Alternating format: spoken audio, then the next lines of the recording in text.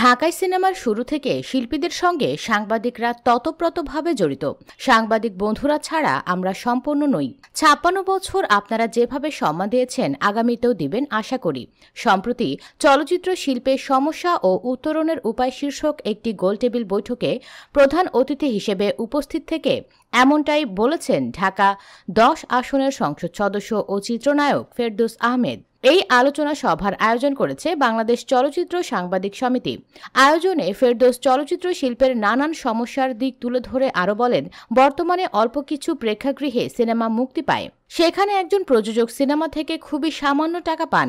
এ অবস্থায় আমরা যদি ট্যাক্সের টাকাটা কমানোর জন্য সর্বসম্মতিক্রমে জাতীয় সংসদে তুলে ধরতে পারি, তাহলে আমাদের এই শিল্পের জন্য বড় সমস্যার সমাধান হবে। আমাদের এই শিল্পের অনেক সমস্যা রয়েছে, এগুলোর সমাধানও আছে।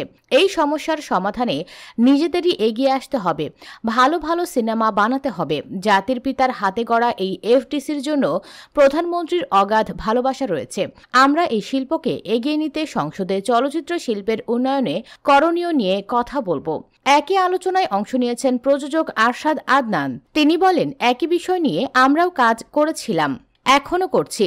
ধন্যবাদ বাদশাসকে সময়োপযোগী সিদ্ধান্ত নেওয়ার জন্য। বিষয়টি নিয়ে আমরা কাজ করব, বাদশাসকে সাথে নিয়েই সমস্যাগুলো সমাধানের চেষ্টা করব।